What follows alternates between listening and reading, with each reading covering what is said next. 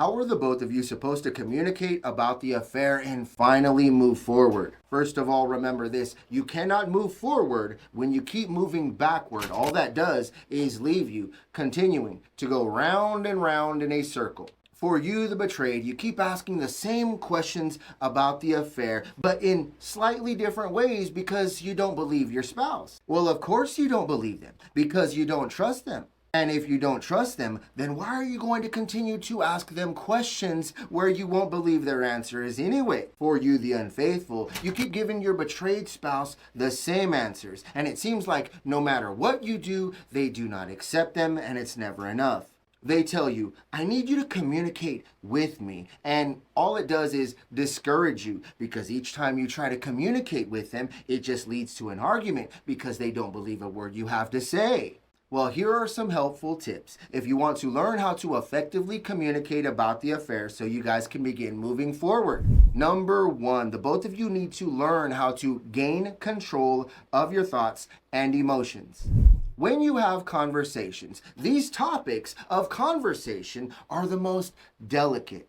And when you allow your emotions to dictate what you say, it's never going to end well. For you, the betrayed, you are already hurt and angry and do not trust your spouse.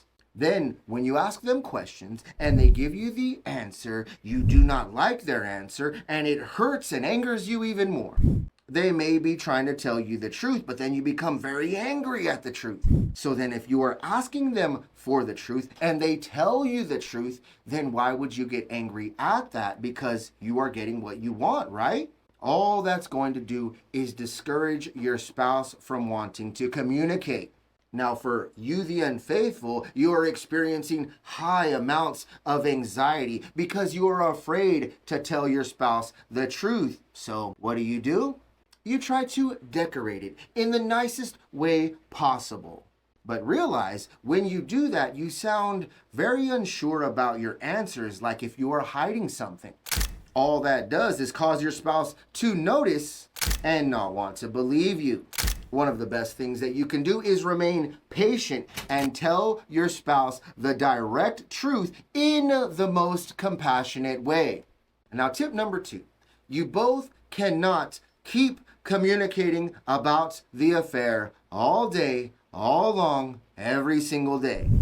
And I know, you the betrayed, you have a million questions that are running through your mind and you do not trust anything they say, anything they do, and anywhere they go, and you feel like they're just lying to you and you're trying to catch them cheating on you again. But one of the best things that you can do, which may not be the easiest, I know, but you must remain present and think logically, not emotionally.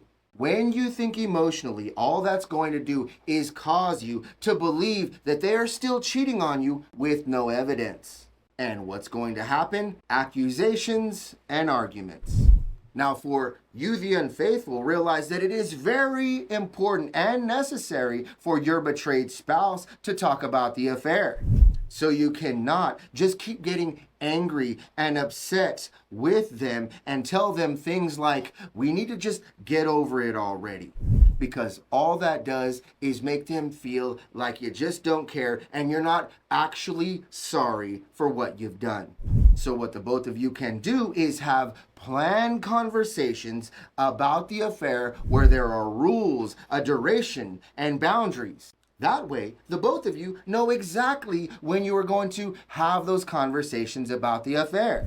Plus, you begin practicing controlling your thoughts and emotions, and you don't just speak automatically whenever you think and you feel out of emotion. Because you both don't deserve to feel like you are walking on a landmine every single day. And number three for today is you definitely want to stay away from blaming each other. Well, I wouldn't always have to question you if you never cheated on me. Well, I would have never cheated on you had you spent time with me. Well, I would have spent time with you if you weren't so stressed out all of the time. Well, I wouldn't be so stressed out all of the time if I felt like I wasn't doing everything on my own. In the end, you both realize you made some bad choices in the past and could have treated each other better. What you must realize is that the past is very valid because it shows how you were treating each other and how your relationship was and wasn't working.